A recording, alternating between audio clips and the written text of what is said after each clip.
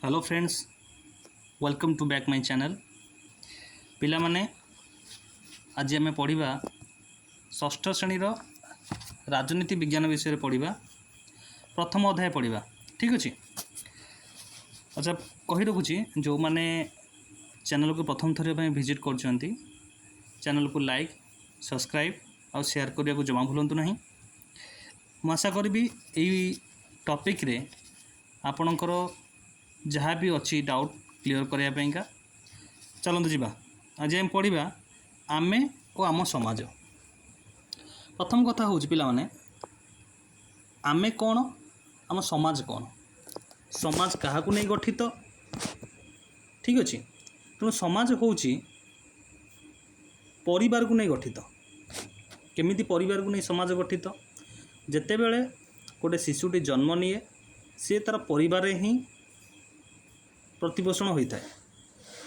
तार माँ होउछंती तार प्रथम शिक्षक जहाँकि पिला को बुद्धि विवेक एवं पिलार उन्नति करने पाई ज्ञान दे था।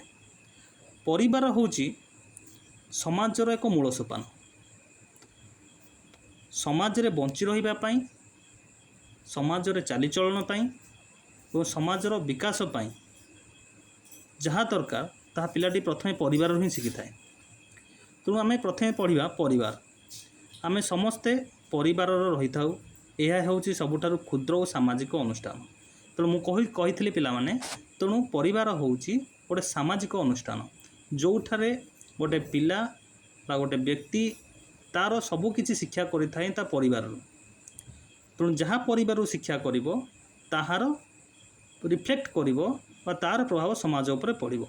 जदि घरर प्रभाव खराब थाए तार समाज रे मध्य तार प्रभाव खराब ही पड़े।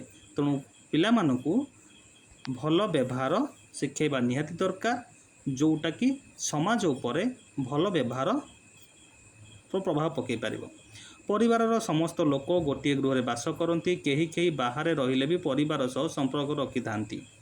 बापा माँ से संतान को नहीं गठित परिवार को एकक परिवार कह जाए।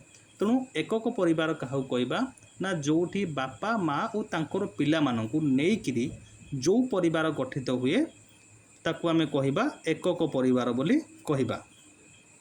आउ केतक परिवार रे बापा माँ बड़ बापा बड़ माँ दादा खुड़ी अविवाहित दादा पियुसी जेजे बापा जेजे माँ आदि मिलमिशि रहती। यही भली परिवार को यौथ परिवार कह जाए। पिला माने आमे जानिले परिवार होउची दुई प्रकार। गोटे होउची एकक परिवार आ गोटे होउची यौथ परिवार। तेणु एकक परिवार क्या कहबा जो परिवार रे बापा माँ आउ तांकर पिला छुआ ताको आमे एकक परिवार बोली कहबा। यौथ परिवार क्या कहबा जो परिवार रे बापा माँ पिलापिली सहित दादा खुड़ी जेजेमा जेजेबापा को मिसेले ताको आमे यौथ परिवार कहबा। ठीक अच्छे। तुम देखो एपटे गोटे टेबुल दि जाइए बापा माँ संतान और संतान। ठीक अच्छे।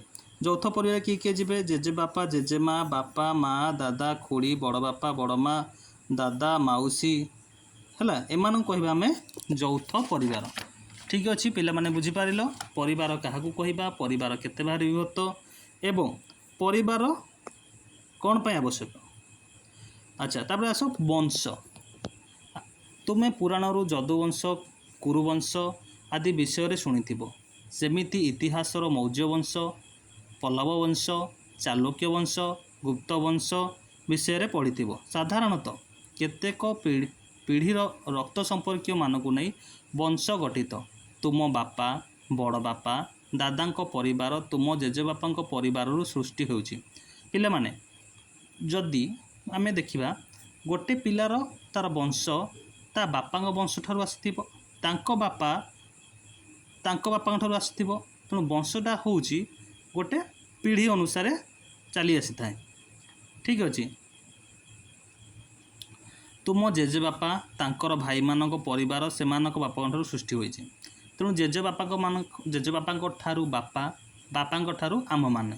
तेणु वंशटा होउछि आमर पूर्वपुरुषों ठारू ही सृष्टि होइछि। ତେଣୁ ତୁମମାନଙ୍କ ମଧ୍ୟରେ ରକ୍ତ ସମ୍ପର୍କ ରହିଛି। ଗୋଟିଏ ବଂଶର ଲୋକମାନେ ପରସ୍ପରକୁ ସାହାଯ୍ୟ ଓ ସହଯୋଗ କରନ୍ତି। ବଂଶ ଓ ପରମ୍ପରା ଅନୁସାରେ ବିଭିନ୍ନ ଧାର୍ମିକ ଅନୁଷ୍ଠାନ କ୍ରିୟାକର୍ମ ପାଳନ କରିଥାନ୍ତି। ବଂଶର ସଦସ୍ୟମାନଙ୍କ ମଧ୍ୟରେ ବିବାଦ ଉପୁଜିଲେ ବଂଶର ମୁରବୀ ସ୍ଥାନୀୟ ଲୋକମାନେ ଏହାର ସମାଧାନ କରିଥାନ୍ତି। ବେଳେବେଳେ ପରିବାରରେ କୌଣସି ଗଣ୍ଡଗୋଳ ଦେଖାଗଲେ, ପରିବାରରେ କୌଣସି କୋଳାହଳ ଦେଖାଗଲେ ବା କୌଣସି ମାନେ ଗଣ୍ଡଗୋଳ ଦେଖାଗଲେ ସେ କ୍ଷେତ୍ରରେ ପରିବାରର ନିୟମ ଅନୁସାରେ ଯେଉଁମାନେ ପୁରୁଖା ଲୋକ ଥାଆନ୍ତି ବା ଯେଉଁମାନେ ବୟୋଜ୍ୟେଷ୍ଠ ଲୋକ ଥାଆନ୍ତି ଏହାର ସମସ୍ୟାର ସମାଧାନ କରିଥାନ୍ତି ବଂଶରେ। ଠିକ୍ ଅଛି। ବଂଶ ବହୁ ପିଢ଼ିର ହୋଇଗଲେ ଏହାର ଲୋକ ସଂଖ୍ୟା ଅତ୍ୟଧିକ ହୋଇଯାଏ, ଫଳରେ ଧାର୍ମିକ କ୍ରିୟା କର୍ମ ପାଳନ ଅସୁବିଧା ହୋଇଥାଏ। ଦେଖିବ ଯେତେବେଳେ ଗୋଟିଏ ବଂଶର ଜନସଂଖ୍ୟା ବଢ଼ିଯାଏ ସେମାନଙ୍କ ଭିତରେ ମତାନ୍ତର ସୃଷ୍ଟି ହୁଏ ଏବଂ ସେମାନେ ବିଭାଜିତ ହୋଇ ଅନ୍ୟ ଏକ ସ୍ଥାନରେ ବସସ୍ଥାନ କରନ୍ତି। ଫଳରେ ଧାର୍ମିକ କ୍ରିୟା କର୍ମ ପାଳନ ଅସୁବିଧା ହୋଇଥାଏ। ଯେତେବେଳେ ସମ୍ପତ୍ତିଗତ ବିବାଦ ମଧ୍ୟ ସୃଷ୍ଟି ହୁଏ, ଏହିପରି ହେଲେ କେତେକ ନିକଟ ସମ୍ପର୍କୀୟ ପରିବାର ମୂଳ ବଂଶରୁ ଅଲଗା ହୋଇ ନୂଆ ବଂଶ ସୃଷ୍ଟି କରନ୍ତି। ଏବେ ପିଲାମାନେ ଦେଖୁଥିବ ଗୋଟିଏ ବଂଶରୁ ଅଲଗା ହୋଇକି ନୂଆ ବଂଶ ଦିଆଯାଉଛି, ଗୋଟେ ଅନ୍ୟ ନାଁ ଟାଇଟଲ ଆମେ ଏଇ ଟାଇଟଲ ଦିଆଯାଉଛି, ତେଣୁ ସେ ବଂଶରୁ ଆସିକିରି ଏ ବଂଶରୁ ନୂଆ ଟାଇଟଲ କରାଯାଉଛି। ଠିକ୍ ଅଛି। ଏହାକୁ ବଂଶ ବିଭାଜନ କୁହାଯାଏ। ବଂଶ ବିଭାଜନ ହେଉଥିଲେ ମଧ୍ୟ ସମଗ୍ର ବଂଶର ଏକ ସାଧାରଣ ପୂର୍ବପୁରୁଷ ଥାଏ। ପ୍ରତ୍ୟେକ ବଂଶର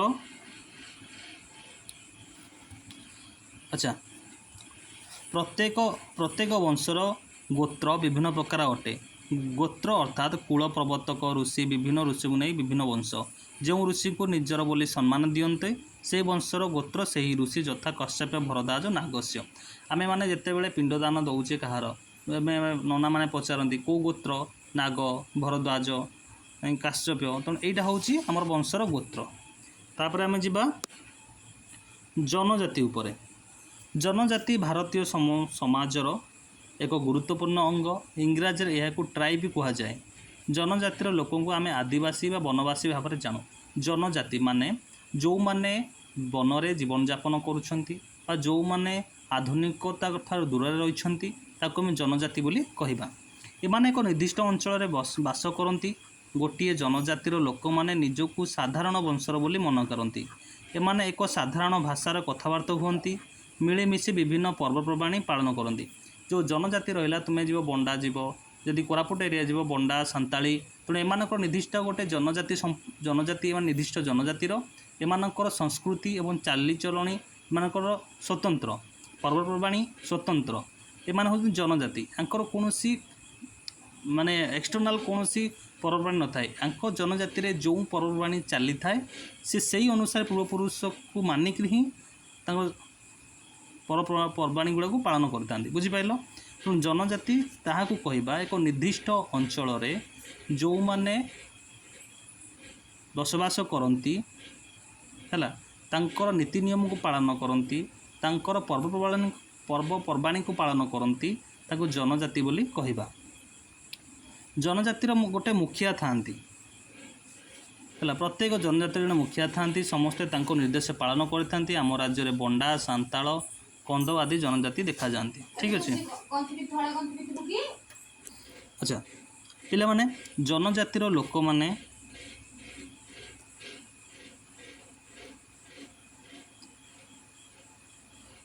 ଟିକେ ପ୍ରୋବ୍ଲେମ୍ ଥିଲା ପିଲାମାନେ।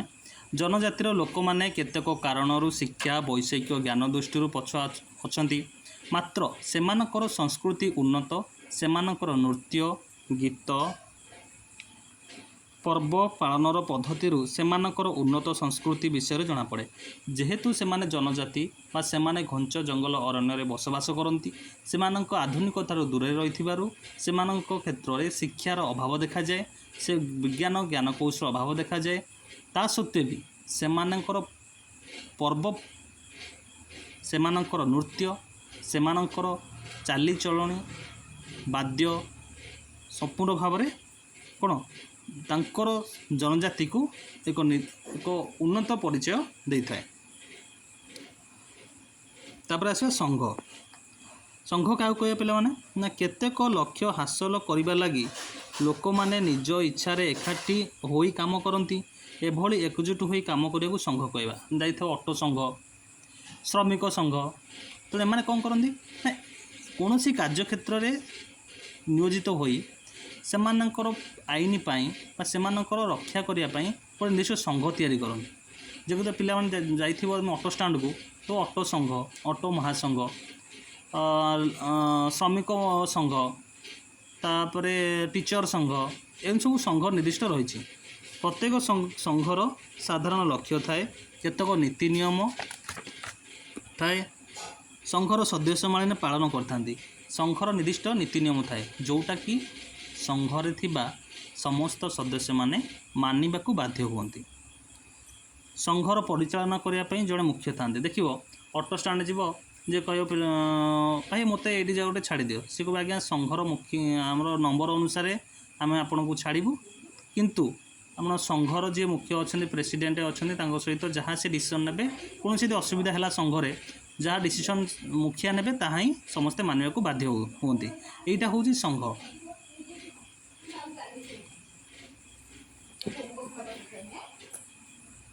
ଆଚ୍ଛା ପିଲାମାନେ, ପରିବାର ଭଳି ସଂଘ ଚିରସ୍ଥାୟୀ ହୋଇଥିଲା ବେଳେ ଅନ୍ୟ ସଂଘଗୁଡ଼ିକ ଚିରସ୍ଥାୟୀ ନହେଲେ ବି ଅଧିକ ସମୟ ପର୍ଯ୍ୟନ୍ତ ସ୍ଥାୟୀ ହୋଇଥାନ୍ତି। କେତେ କ୍ଷେତ୍ରରେ ପିଲାମାନେ ଦେଖିବ ସଂଘଗୁଡ଼ିକ ସ୍ଥାୟୀ ହୋଇଥିଲେ ଦେଖାଯାଏ, ଆଉ କେତେ କ୍ଷେତ୍ରରେ ସଂଘଗୁଡ଼ିକ କିଛି ଦିନ ପର୍ଯ୍ୟନ୍ତ ଯିବ, ପୁଣି ଏଇଟା ଭାଙ୍ଗିଯିବ। ତାପରେ ଆସେ ସମୁଦାୟ ଆଉ କମ୍ୟୁନିଷ୍ଟ ପାର୍ଟି। ଆଚ୍ଛା ପିଲାମାନେ ପଢ଼ିବା, ତାପରେ ଆସି ପଢ଼ିବା ସମୁଦାୟ ବା ଗୋଷ୍ଠୀ ବା କମ୍ୟୁନିଟି। ଏକ ନିର୍ଦ୍ଦିଷ୍ଟ ଅଞ୍ଚଳରେ ଐକ୍ୟ ମନୋଭାବ ନେଇ ବାସ କରୁଥିବା ଲୋକଙ୍କୁ ନେଇ ସମୁଦାୟ ବା ଗୋଷ୍ଠୀ ଗଠିତ ହୁଏ। ତୁମେ ଶୁଣିଥିବ କଲୋନୀ ନାଁ ସବୁ ଶୁଣିଥିବ, ଦେବରାଜ କଲୋନୀ, ସେ ଆମର ମହାଦେବ କଲୋନୀ ହେଲା। ତେଣୁ ଏଠି କ'ଣ ହୁଏ ନା କେତେଟା ସମ୍ପ୍ରଦାୟ ଲୋକମାନେ ବସବାସ କରନ୍ତି, ତେଣୁ ତାକୁ କମ୍ୟୁନିଟି ବୋଲି କହିବା। ଏକ ନିର୍ଦ୍ଦିଷ୍ଟ ଅଞ୍ଚଳରେ ଏକ ମନୋଭାବ ନେଇକିରି କେତେ ଗୁଡ଼ିଏ ଲୋକ ବସବାସ କରନ୍ତି, ତାକୁ ଆମେ ସମୁଦାୟ ବା କମ୍ୟୁନିଟି ବୋଲି କହିବା। ଠିକ୍ ଅଛି। ତ ଏହା ପ୍ରକୃତ ଭାବରେ ସୃଷ୍ଟି ହୁଏ, ଏହା ଏକ ଗୋଷ୍ଠୀରେ ବାସ କରୁଥିବା ବ୍ୟକ୍ତିମାନେ ଏକ ସର୍ବସାଧାରଣ ଜୀବନଧାରାର ସହଯୋଗୀ ହୋଇଥାନ୍ତି। ଗ୍ରାମ୍ୟ ସମୁଦାୟ, ପୌର ସମୁଦାୟ ଏହାର ଉଦାହରଣ। ଆଚ୍ଛା ଗ୍ରାମ୍ୟ ସମୁଦାୟ କ'ଣ? କେତେ ଗୁଡ଼ିଏ ଗ୍ରାମ, ଗ୍ରାମର କେତେ ଗୁଡ଼ିଏ, ଇ ଗୋଟେ ଗ୍ରାମ, ମନେକର ଗୋଟେ ଗ୍ରାମ ଆଉ ଗୋଟେ ଗ୍ରାମ, ଏମିତି କେତେ ଗୁଡ଼ିଏ ଗ୍ରାମକୁ ନେଇକରି ଏ କ'ଣ ଗୋଟେ କମ୍ୟୁନିଟି ଗଠିତ ହୁଏ। ସଦସ୍ୟମାନଙ୍କର ସମସ୍ତ ଆବଶ୍ୟକତା ପୂରଣ କରିବା ଗୋଷ୍ଠୀ ଓ ସମୁଦାୟର ପ୍ରଧାନ ଲକ୍ଷ୍ୟ। ଏକ ସମୁଦାୟରେ ବାସ କରୁଥିବା ଲୋକଙ୍କର ପ୍ରଥା ଓ ପରମ୍ପରା, ଭାଷା ଆଦିର ସମାନତା ଦେଖାଯାଏ। ଯେଉଁ ସମ୍ପ୍ରଦାୟ, ଯେଉଁ ଗୋଷ୍ଠୀ ବା ଯେଉଁଟା କମ୍ୟୁନିଟି ବୋଲି ଆମେ କହୁଛେ, ସମସ୍ତଙ୍କର ମନୋଭାବ ଏକ, ସେମାନଙ୍କର ଐକ୍ୟ ମନୋଭାବ ଯୋଗୁଁ କମ୍ୟୁନିଟି ଗଠିତ ହୋଇଥାଏ। ସମୁଦାୟ ବାସ କରୁଥିବା ଅଞ୍ଚଳଟି ଯେତେ ଛୋଟ ହୁଏ, ଲୋକଙ୍କ ମଧ୍ୟରେ ଐକ୍ୟ ସେତେ ଦୃଢ଼ ହୋଇଥାଏ। ତେବେ ବୃହତ ସମୁଦାୟ ମଧ୍ୟ ବ୍ୟକ୍ତିକୁ ଅନେକ ପ୍ରକାର ସାହାଯ୍ୟ କରିଥାଏ। ତେଣୁ ଆମେ ଜାଣିଲେ ସମୁଦାୟ କ'ଣ? ସମୁଦାୟ ହେଉଛି ଏକ ଐକିକ ମନୋଭାବ ରଖିଥିବା କେତେ ଗୁଡ଼ିଏ ଲୋକଙ୍କୁ ନେଇକି ଗୋଟେ ଗୋଷ୍ଠୀ ଗଠିତ ବା କେତେ ଗୁଡ଼ିଏ ଲୋକଙ୍କୁ ନେଇକି ଗୋଷ୍ଠୀ ଗଠିତ ହୁଏ, ଏହାକୁ ଆମେ କମ୍ୟୁନିଟି ବୋଲି କହିବା। ଠିକ୍ ଅଛି। ତାପରେ ଆସେ ସମାଜ। ସମାଜ କ'ଣ? ଆମେ ଜାଣିଛେ ମଣିଷ ହେଉଛି ଏକ ସାମାଜିକ ପ୍ରାଣୀ। ମଣିଷ ବିନା ସମାଜ ଯେମିତି ଅଧୁରା, ସମାଜ ବିନା ମଣିଷ ଅଧୁରା। ତେଣୁ ସମାଜ ମଣିଷ ପରସ୍ପର ପରିପୂରକ ହେଲା, ଗୋଟେ ଛାଡ଼ି ବଞ୍ଚିପାରିବ ନାହିଁ। ଯଦି ଗୋଟେ ମଣିଷକୁ ସମାଜରୁ ବାହାର କରିଦିଆଯାଏ, ତ ଜଙ୍ଗଲରେ ଛଡ଼ାଯାଏ, ସେ ସାମାଜିକ ପ୍ରାଣୀ ହୋଇପାରିବ ନାହିଁ। ସେ ଇତର ପ୍ରାଣୀ ଭଳି ବ୍ୟବହାର କରିବ, ଯେଉଁଟାକି ସେ ଜଙ୍ଗଲରୁ ଶିକ୍ଷା କରିବ। ତେଣୁ ସମାଜରେ ବଞ୍ଚି ରହିବାକୁ ହେଲେ ସମାଜର ନୀତି ନିୟମକୁ ମାନିବାକୁ ପଡ଼େ। ତେଣୁ ଆଦିମ ମଣିଷ ସ୍ୱାଧୀନ ଭାବରେ ଜୀବନଯାପନ କରୁଥିଲା। ପରବର୍ତ୍ତୀ ସମୟରେ ଲୋକସଂଖ୍ୟା ବୃଦ୍ଧି ଯୋଗୁଁ ସେମାନଙ୍କ ମଧ୍ୟରେ କଳହ ଓ ଶତ୍ରୁତା ସୃଷ୍ଟି ହେଲା। ତେଣୁ ମଣିଷ କେତେକ ନୀତି ନିୟମ ସୃଷ୍ଟି କରି ସୁଖରେ ରହିବାକୁ ଚେଷ୍ଟା କଲା। ଏହିପରି ଚଳିବାକୁ ସମାଜ ସୃଷ୍ଟି ହେଲା। ଦେଖ ସମାଜ କେମିତି ସୃଷ୍ଟି ହେଲା ନା, ଆମେ ଗୋଟେ ଘର କଥା ଦେଖିବା। ଘରେ ରହିଲେ କିଏ? ବାପା, ମା, ପିଲା ଛୁଆ ରହିଲେ। ତେଣୁ ୟାଙ୍କ ଭିତରେ ମୁଖ୍ୟ ହେଉଛନ୍ତି ବାପା। ତେଣୁ ବାପାଙ୍କ ନିର୍ଦ୍ଦେଶ କର୍ମେ ପିଲାମାନେ ବା ଫ୍ୟାମିଲିର ସଦସ୍ୟମାନେ କ'ଣ କରିବେ? ତା ମାନିବାକୁ ବାଧ୍ୟ ହେଉଥିଲେ। ତେଣୁ ଏଇଠୁ ହିଁ ପରିବାରରୁ ହିଁ ସମାଜର ଗଠନ କରାଗଲା। ତେଣୁ ଠିକ୍ ସେମିତି ସମାଜରେ ଚଳିବା ପାଇଁକା ଯେଉଁ ନୀତି ନିୟମ ଆମର ଦରକାର ବା କେତେ ଗୁଡ଼ିଏ ଲୋକମାନଙ୍କ ଭିତରେ ଆମର ମିଶି ରହିବା ପାଇଁ ନିୟମ ଦରକାର, କେମିତି ଭଲ ବ୍ୟବହାର କରିବା, ସମସ୍ତଙ୍କୁ ସମ୍ମାନ ଦେବା। ତେଣୁ ଏଇଟା ଚାଲିଚଳନକୁ ଆମେ ଟୋଟାଲ୍ କହିବା ସମାଜ ହେଲା। ସମାଜ ବିନା ମନୁଷ୍ୟ ବଞ୍ଚିବା ପକ୍ଷେ ଅସମ୍ଭବ। ନିଜର ଆବଶ୍ୟକତା ପୂରଣ ପାଇଁ ମନୁଷ୍ୟ ସମାଜ ଉପରେ ନିର୍ଭର କରେ। ସମାଜର ବାଲ୍ୟକାଳର ଶିଶୁକୁ ସହାୟତା ପ୍ରଦାନ କରେ। ଶିଶୁର ସମାଜରୁ ସହଯୋଗ, ସହିଷ୍ଣୁତା, ପରିଚ୍ଛନ୍ନତା ଭଳି ଗୁଣ ଶିକ୍ଷା କରେ। ସମାଜ ବ୍ୟକ୍ତିକୁ ଜୀବିକା ଅର୍ଜନରେ ସାହାଯ୍ୟ କରେ। ସମାଜ କ'ଣ କରେ ନା ବ୍ୟକ୍ତିକୁ ଜୀବିକା ଅର୍ଜନ ଦିଏ। ବ୍ୟକ୍ତିକୁ କ'ଣ କରେ, ଗୋଟେ ଭଲ ବ୍ୟବହାର କରୁଥିବା ଲୋକରୁ ସମାଜରେ ତାକୁ ଭଲ ପ୍ରତିଷ୍ଠା ମିଳେ। ତାକୁ କ'ଣ କରନ୍ତି ନା ଭଲ କାମ କରିବା ପାଇଁ ଲୋକ ତାକୁ ସାହାଯ୍ୟ କରନ୍ତି ହେଲା। ବ୍ୟକ୍ତିର ଆଉ ଗୋଟେ ରହିଲା ଶିଶୁର ସମାଜର ସହଯୋଗ, ସହିଷ୍ଣୁତା, ପରିଚ୍ଛନ୍ନତା ଭଳି ଗୁଣ ଶିକ୍ଷା କରେ। ସମାଜ ବ୍ୟକ୍ତିକୁ ଜୀବିକା ଅର୍ଜନରେ ସାହାଯ୍ୟ କରେ ଓ ବ୍ୟକ୍ତି ନିଜର ଧନ ଜୀବନ ସୁରକ୍ଷା ପାଇଁ ସମାଜ ଉପରେ ନିର୍ଭର କରେ। ବ୍ୟକ୍ତି ସମାଜର ନୂଆ ଅଭିଜ୍ଞତା ଜ୍ଞାନ ହାସଲ କରେ, ନିଜକୁ ପରମାର୍ଜିତ କରି ଉନ୍ନତି କରିବାକୁ ଚେଷ୍ଟା କରେ। ଆଚ୍ଛା, କ'ଣ ପାଇଁ ଦରକାର ବ୍ୟକ୍ତି କାହା ଉପରେ ନିର୍ଭର କରେ ନା ସମାଜ ଉପରେ ନିର୍ଭର କରେ। କାହିଁକି ନିର୍ଭର କରେ ନା ବ୍ୟକ୍ତି ଯାହା ବି କିଛି ଗ୍ରହଣ କରେ ସମାଜ ଠାରୁ ହିଁ ଗ୍ରହଣ କରେ। ଯେମିତିକି ଆମେ ଜଣଙ୍କର ଉନ୍ନତି ହେଉଛି, ତା'ର ଚାଲିଚଳଣି କେମିତି, ସେ ପିଲାଟାର ବ୍ୟବହାର କେମିତି, ଆମେ ସମାଜଠାରୁ ଗ୍ରହଣ କଲେ ସେ ଅନୁସାରେ ନିଜକୁ ପରିବର୍ତ୍ତନ କରିବା। ସମାଜରେ ପ୍ରଚଳିତ ଆଦର୍ଶ ନୀତି ପ୍ରଥାଗୁଡ଼ିକୁ ବ୍ୟକ୍ତିତ୍ୱ ବିକାଶର ସାହାଯ୍ୟ କରେ। ବ୍ୟକ୍ତି ଯେପରି ସମାଜ ଉପରେ ନିର୍ଭର କରେ ସମାଜ ସେପରି ବ୍ୟକ୍ତି ଉପରେ ନିର୍ଭର କରିଥାଏ। ବ୍ୟକ୍ତିର ଉନ୍ନତି ହେଲେ ସମାଜର ଉନ୍ନତି ହୋଇଥାଏ। ମୁଁ ବାରମ୍ବାର କହିଛି ସମାଜ ଆଉ ବ୍ୟକ୍ତି ବା ସମାଜ ଆଉ ପ୍ରାଣୀ ମନୁଷ୍ୟ ପରସ୍ପର ପରିପୂରକ, ଗୋଟାକୁ ଛାଡ଼ି ଆଉ ଗୋଟେ ବଞ୍ଚିପାରିବ ନାହିଁ। ମଣିଷ ବିନା ସମାଜ ଅଧୁରା, ସମାଜ ବିନା ମଣିଷ ଅଧୁରା ହୋଇଥାଏ। ବ୍ୟକ୍ତି ସମାଜରେ ପରିବର୍ତ୍ତନ ଆଣି ଏହାକୁ ସମୃଦ୍ଧ କରେ, କିନ୍ତୁ ମଣିଷ କ'ଣ କରେ ନା ଯଦି ନିଜର ବିକାଶ ସହିତ ସମାଜର ବିକାଶ କଲେ ତାହା ଦୁଇ ଜଣଙ୍କ ପାଇଁ ବା ବ୍ୟକ୍ତି ପାଇଁକା ବ୍ୟକ୍ତିର ବିକାଶକୁ ବୃଦ୍ଧି କରିଥାଏ। ନିଜର ବୃଦ୍ଧି ହେବା ସହିତ ସମାଜର ମଧ୍ୟ ବୃଦ୍ଧି ହୋଇଥାଏ। ତେଣୁ ପିଲାମାନେ ଆଜି ଥିଲା ଏହା ଷଷ୍ଠ ଶ୍ରେଣୀର ପ୍ରଥମ ଅଧ୍ୟାୟ ଆମେ ଆମ ସମାଜ। ତେଣୁ ଆମେ ଜାଣିଲେ ଆମ ସମାଜ ବିଷୟରେ। ତେଣୁ ଏ ଥିଲା ଆମେ ଆମ ସମାଜ। ତେଣୁ ଆମେ ସମାଜ କ'ଣ ବୁଝିଲେ। ତେଣୁ ଆମେ ଆଶା କରୁଛି ପିଲାମାନେ ତୁମମାନଙ୍କ ସବୁ ଡାଉଟ୍ କ୍ଲିୟର ହୋଇଥିବ। ଯଦି କୌଣସି ଡାଉଟ୍ ଥାଏ ବା କୌଣସି ବୁଝିବାର ଅସୁବିଧା ଥାଏ ମୋତେ କମେଣ୍ଟ ସେକ୍ସନରେ ଜଣାଇବେ। ଆଉ ବାକି ରହିଲା ଯଦି ନୂଆ କରିକି ଆମ ଚ୍ୟାନେଲକୁ ଆସିଛନ୍ତି ଲାଇକ୍ ସେୟାର ଆଣ୍ଡ ସବସ୍କ୍ରାଇବ୍ କରିବାକୁ ଜମା ଭୁଲନ୍ତୁ ନାହିଁ। ରହିଲି, ନମସ୍କାର।